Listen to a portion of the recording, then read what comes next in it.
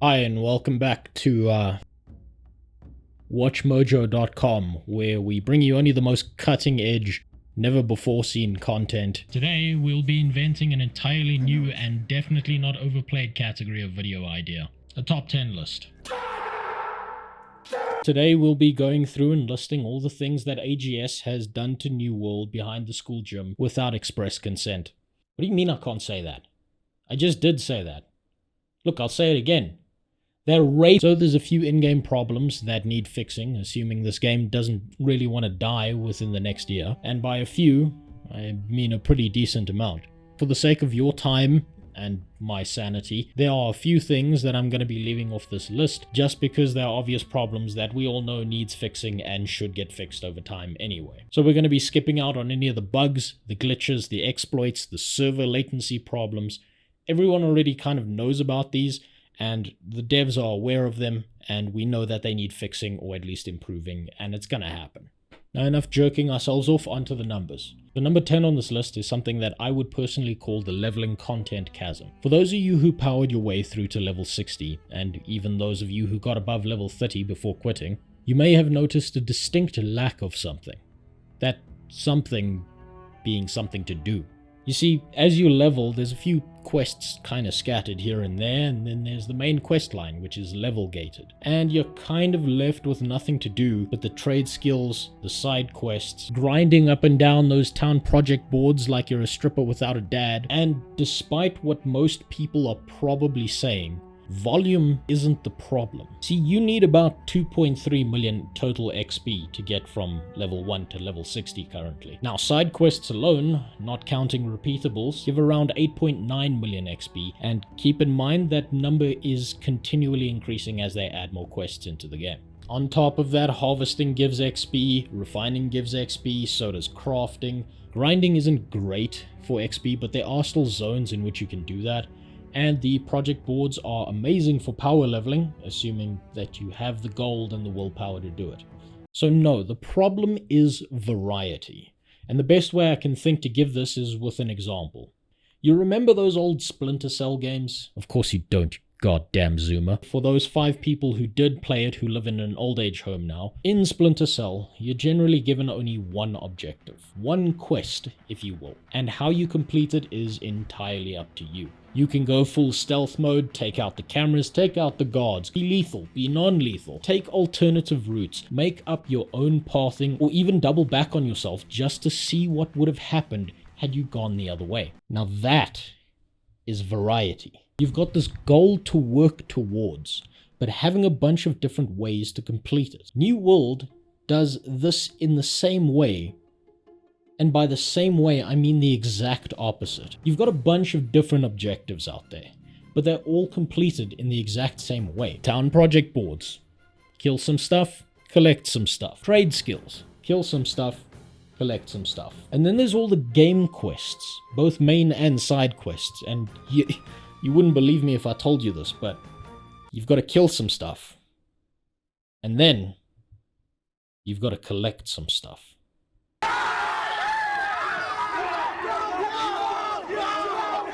Now, that's not to say that there are many MMOs out there that don't suffer the exact same issue, but at least they try and hide it behind a story, or at least some form of main narrative that isn't more bare bones than your average Ethiopian child. Instead of adding more quests, fudging XP numbers, or forking over all your gold to power level at the project board, why not give us something more to work with? You could have different PvP quests out there. You could have Outpost Rush for various level bands. You could have Capture and Hold quests. You can have Wave Defense. I mean, you've already got all the siege equipment just waiting there in-game and ready to be used. Would it really be that hard for the New World devs to go out there and make some version of a team-based tower defense mode in-game just for the fun of it? How about various different weapon-specific quests that train you up to use the various skills in each of the skill trees, so I no longer have to look at a bunch of idiots running around using the ice spike wrong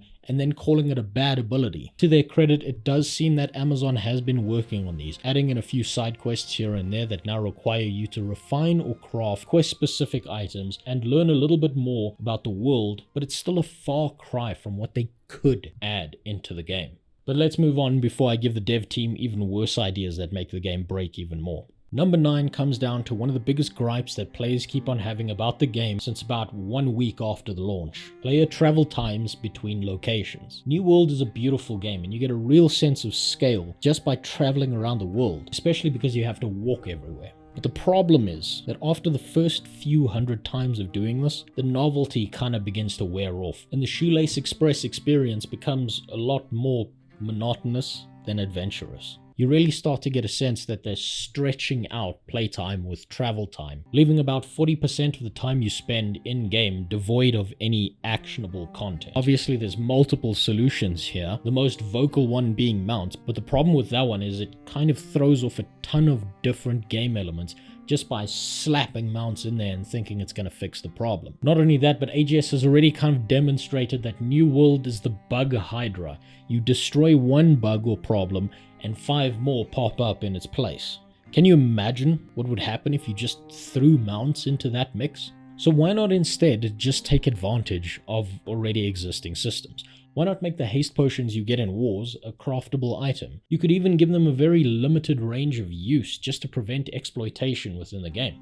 And you know what, don't even talk to me about that little thing over there. It's just not enough. It doesn't change much and it doesn't do anything for the players aside from a very mild speed increase. Not only that, but creating at least some form of craftable consumable reinforces the already good systems in crafting and benefits the player-driven economy. Anything at all that the players can do to hold agency over how fast they move through a certain place makes the game better. But that's just a basic example of something they could do to solve the travel problem. I'm pretty sure that there are better ones out there, and if you know them, I'd love to hear them in the comments below. Other solutions to the travel problem include something like chain quest auto-completing after execution of the quest, instead of having to gallop all the way back to a settlement to hand it in. Having expeditions require only one player to be in the zone and reach the entrance, and then teleport everyone else in regardless of where they are or what they're doing. Maybe even creating craftable limited use recall items, which means players would no longer have to go about LARPing as a Chinese iPhone factory worker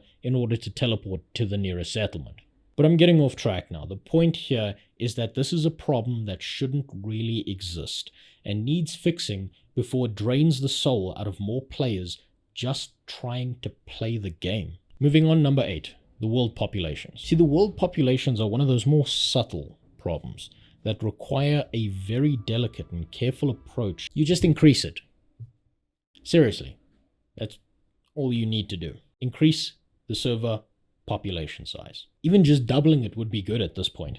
New World is in this really wacky place where the servers are built for such a small player base that in a single world there's no long-term sustainability should some proportion of the players just decide to stop playing one day. Hence, all the now dead servers that are needed to be merged. But it's also not of a high enough capacity that when something exciting is happening in the game, maybe an expansion, maybe something that brings players back, that not everyone is going to be able to experience it and enjoy it. Hence, the massive and painful queue times that we saw in the past and are likely to see again unless this problem is addressed. Moving on from one easy fix to another easy fix is player incentives. New World is a beautiful looking game and there's just so much they can do cosmetically, from housing skins to dyes, even unique spell animation colors for players who've done something special, like join the right faction.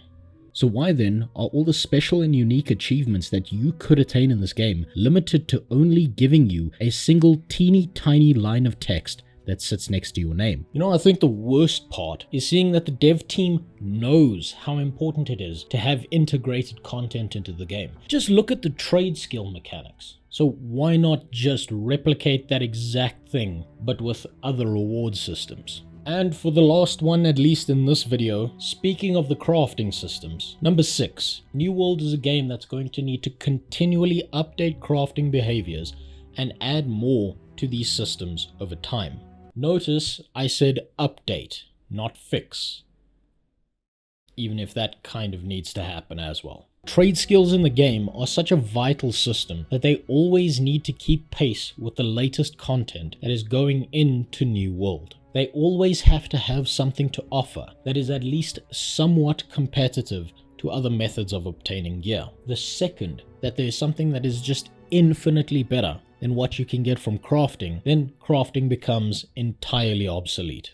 So let's hope with some of the upcoming patches that they at least have some upcoming items that show up in the crafting systems to match. They could even go and do something innovative like tie the crafting systems to the loot of the game, where you use something like a weapon or gear loot that you found out in the open world as a resource in crafting in order to take your gear just to that next level. And now before we end off, some special mentions to some of the things that just didn't quite make the list.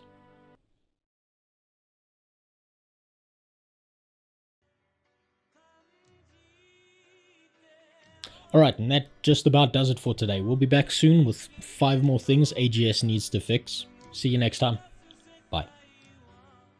But one more thing. You see, this guy right here did something really, really irritating. You see, remember when I said this thing? I'm probably gonna set that up and then never shill it again. Of course you don't, because no one watched that video. Well, this guy went and found my Patreon, and I didn't check it for 3 months. And he subscribed for 3 months. I will never know why.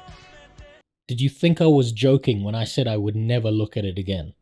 But I'll tell you what, because you subscribed for a whole 3 months before realizing that, well, I'm a retard, for the next 3 months, any video I make on this channel will have your name strapped onto the end. You see, I like being a dick, not feeling like a dick. And now you're making me work on my Patreon. Dick. So big thank to all my subscribers, both old and new. You thought I forgot that part, didn't you? And a special thank you to Wojek Gabrieli for subscribing for 3 months. For God knows why.